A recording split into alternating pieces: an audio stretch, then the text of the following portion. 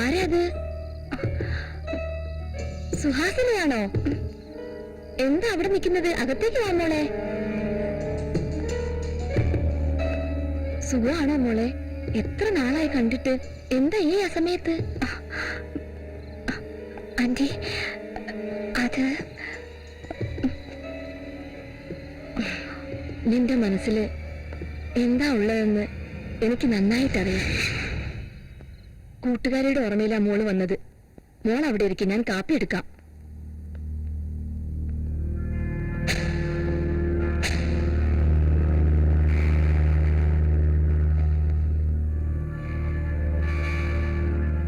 എന്താടി നോക്കുന്നത്? ഇത്രയൊക്കെ നടന്നിട്ടും ഇനിയും നിനക്ക് ബുദ്ധി വന്നില്ലേ? അങ്ങനെ നോക്കി നിൽക്കാനല്ലാതെ നിന്നെ കൊണ്ടൊന്നും ചെയ്യാൻ പറ്റില്ലടി. എന്താണെന്നോ? നീ ഒരു സ്റ്റുപ്പിഡ് അടി. നീ ഒരു പ്ലാസ്റ്റിക് അടി.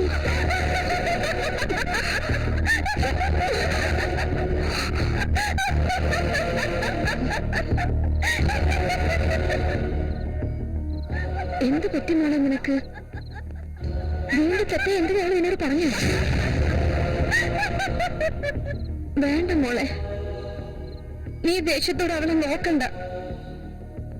അവൾ അതൊന്നും മനസ്സിലാക്കാനുള്ള അവസ്ഥയിലല്ല. അവൾ മാനസികമായി തകർന്നിരിക്കുന്നു.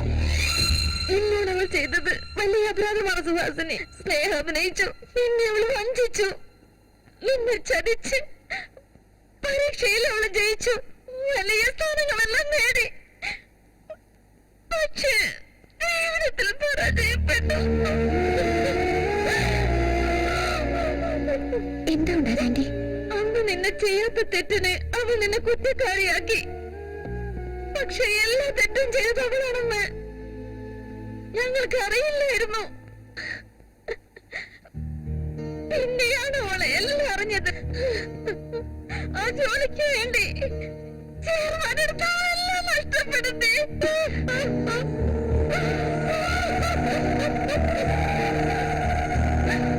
പോലീസ് സ്റ്റേഷനിൽ നീ അപമാനതയായി നിൽക്കുമ്പോൾ അവൾ മനഃപൂർവ്വം രക്ഷിച്ചില്ല. ഇന്ന് അവൾ അപമാനതയായി നിൽക്കുമ്പോൾ സത്യം പറഞ്ഞിട്ട് കൂടി ആരും വിശ്വസിക്കുന്നില്ല. എന്റെ മോളെ ജീവിതം ഇങ്ങനെയായി പോയല്ലോ ഈശ്വര എന്ന് ഞാൻ വേദനിച്ചുകൊണ്ടിരിക്കുമ്പോ ഇതൊന്നും താനാവാതെ നിരന്തരമായി അവളുടെ അച്ഛനെ വിട്ടുപോയി മോളെ. മരിച്ചു കിടന്ന് അച്ഛനെ കണ്ട് ഹൃദയം പൊട്ടിക്കരഞ്ഞു. അവൾ ചെയ്ത തെറ്റെല്ലാം ഓർത്ത് സങ്കടം സഹിക്കാനാവാതെ അവസാനം അവൾ ആത്മഹത്യക്ക് ശ്രമിച്ചു.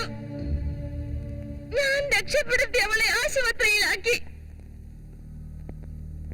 എല്ലാ ടെസ്റ്റും ചെയ്തു, എല്ലാം പരാജയപ്പെട്ടു. മെന്റൽ ഡിസ്റ്റർബായി പോയി മോളെ. അവൾക്ക് ഭ്രാന്ത് പിടിച്ചു മോളെ.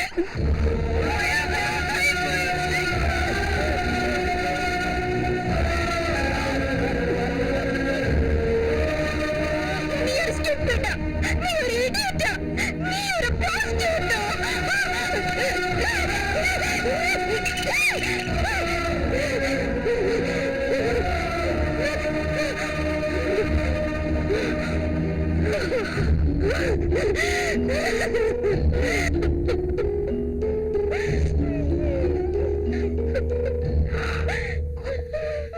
ഞാൻ വരട്ടെ ആന്റി.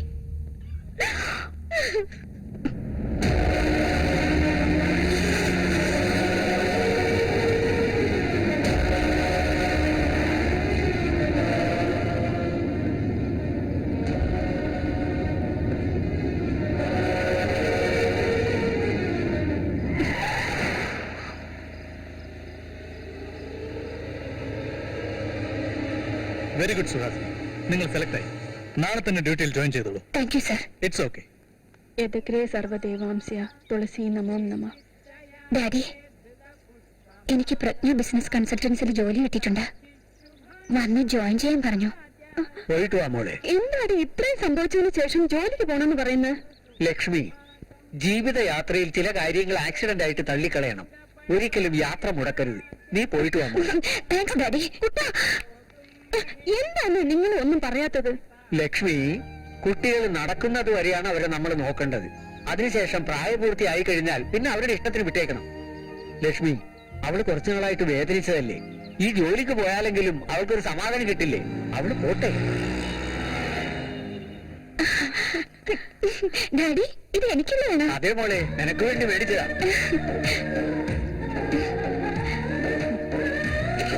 വരട്ടെ മമ്മി. ശരി, മോളെ. ഒന്ന് വഴി അമ്പലത്തിൽ കയറി പൂജ ചെയ്തിട്ട് പോകണം കേട്ടോ. എന്റെ കുട്ടനാ.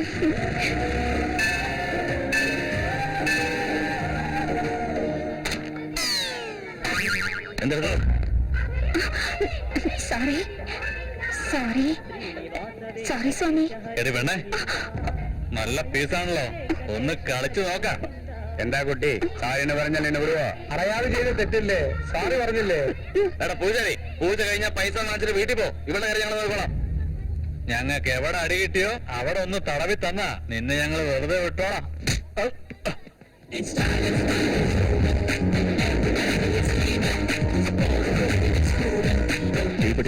നീ ആരാ?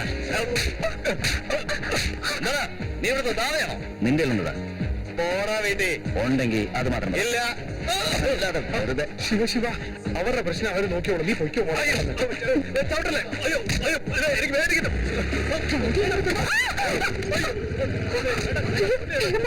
അയ്യോ അയ്യോ അയ്യോ, ഞാൻ തീപ്പെട്ടി മേടിച്ചു തരാം. ഇപ്പൊ നിന്നോട് ചോദിച്ചോടാ? ഇല്ല. ആ ശരി, എനിക്ക് സീറ്റ് വലിക്കുന്ന ശീലമല്ല, നീ തന്നെ വെച്ചോ. വളരെ നന്ദി മോനെ. നീ സിഗരറ്റ് വായിൽ വെക്കുന്നത് കണ്ട് നീയും അവരെ പോലെയാണെന്ന് ഞാൻ വിചാരിച്ചു. സീറ്റ് ഞാൻ വലിക്കാറില്ല, പക്ഷെ നീ വിചാരിച്ച പോലെ ഞാൻ അത്ര നല്ലവനൊന്നുമല്ല.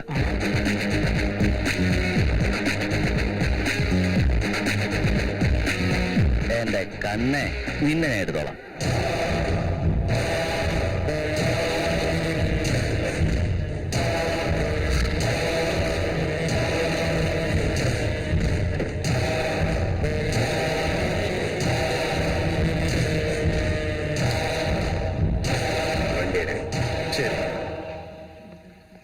Hi hi. എന്താ ലേറ്റ് ആയത്? ഡാഡി പുതിയ ടൂ വീലർ വാങ്ങിച്ചെന്നു. അമ്പലത്തിൽ പോയിട്ട് വരാൻ ലേറ്റ് ആയതാ. ഇന്ന് അമ്പലത്തില് മാൻലി ലുക്കുള്ള ഒരു നല്ല റൗഡിയെ കണ്ടു. അയാൾ എങ്ങനെയിരിക്കും? ഗോപുരത്തിന്റെ ഉയരം, ആരെ എതിർത്ത് നിൽക്കാനുള്ള ശക്തി, കണ്ണു ഭയങ്കര ഷാർപ്പാ. അത്ര ഷാർപ്പാണെങ്കിൽ നിന്റെ ആട്ടവൻ പൊട്ടിക്കും. സൂക്ഷിച്ചോ. ശരിയാ, അത്തരം ഒരാൾ അടുത്തുണ്ടെങ്കിൽ നല്ല ധൈര്യം ഉണ്ടായിരിക്കും. പക്ഷെ എനിക്കെന്താ അദ്ദേഹത്തെ കാണുമ്പോ പേടി തോന്നാ. അതിന് നീ എന്തിനാ പേടിക്കുന്നേ?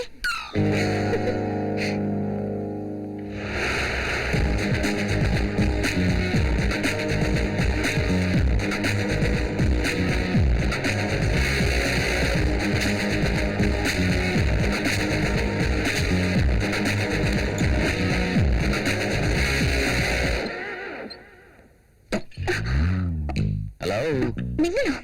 നിങ്ങൾ എന്തിനാ ഇവിടെ വന്നത്? നിന്റെ ഈ ചോദ്യവും ദേഷ്യവും രണ്ടും ശരിയല്ല. മാറ്റിട്ട് മര്യാദയ്ക്ക് ചോദിക്കും. എന്ത് വേണം സാർ? ഈസ്റ്റിൽ എൻട്രൻസ് ഉണ്ട്, നോർത്തില് നല്ല വെയിറ്റുള്ള ഒരു സാധനമുണ്ട്. ഈ ഓഫീസ് എനിക്ക് വേണം, തരുന്നോ? എക്സ്ക്യൂസ് മീ, നിങ്ങൾ ബോധത്തോടെയാണ് സംസാരിക്കുന്നത്? അടി, ഒരു കാര്യമില്ലാണ്ട് വെറുതെ നിന്റെ അടുത്ത് ടൈം പാസ് ചെയ്യാമെന്നു വിചാരിച്ചോ? എന്റെ ടൈം വേസ്റ്റ് ചെയ്യാതെ വന്ന കാര്യം പറഞ്ഞാൽ കൊള്ളാമായിരുന്നു. ശരി, ഇവിടെ എന്ത് പണിയാ നടക്കുന്നത്? ബിസിനസ് കൺസൾട്ടൻസി ആണല്ലേ?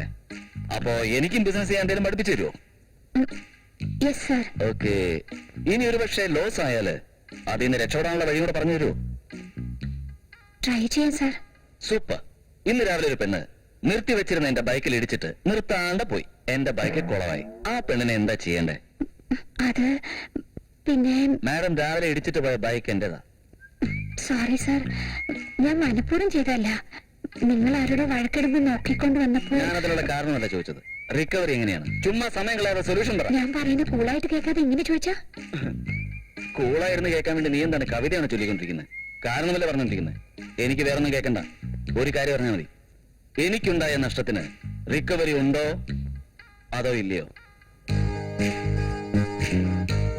ഉണ്ടോ ഇല്ലയോ? സർ പ്ലീസ് സർ, നമുക്ക് ഇവിടെ നിന്ന് സംസാരിക്കണ്ട. നമുക്ക് പുറത്തു പോയി ഇതിനെ കുറിച്ച് സംസാരിക്കാം. എന്താ? അത് കൊള്ളാലോ. പുറത്തു പോയി സംസാരിക്കാൻ നമ്മളെന്താ ലവേഴ്സാ? അതല്ല സർ, ഞാൻ ഈ ഓഫീസിൽ പുതുതായിട്ട് ജോയിൻ ചെയ്തതാ.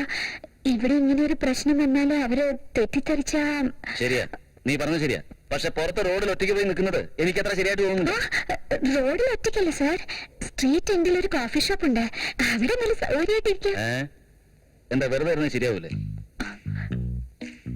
Sir please sir. ശരി, ഞാൻ പുറത്ത് പോയി വെയിറ്റ് ചെയ്യാം. ബട്ട് വൺ കണ്ടീഷൻ, നീ വരുന്നത് വരെ ഞാൻ എത്ര കാപ്പ് കുടിച്ചാലും അതിന്റെ എല്ലാം ബില്ല് നീ തന്നെ പേ ചെയ്യണം. ഓക്കെ അല്ലേ? Okay sir. കാപ്പി കട പൊളിച്ചടക്കി കളയാം. സർ, എന്താ? കോഫി ഒരുപാട് കുടിക്കുന്നത് ഹെൽത്തിന് നല്ലതല്ല സർ. വെറുതെ ഇങ്ങനെ ഉപദേശം തന്നാലേ ഞാൻ ബാറിൽ പോയിട്ട് ബിയർ അടിക്കാനായിട്ട് അങ്ങോട്ട് തുടങ്ങും. പിന്നെ അതിന്റെ ബില്ല് അടയ്ക്കാൻ വേണ്ടിട്ട് നീ ഉണ്ടല്ലോ, സ്വത്ത് മുഴുവൻ വിൽക്കേണ്ടി വരും മോളെ. നീ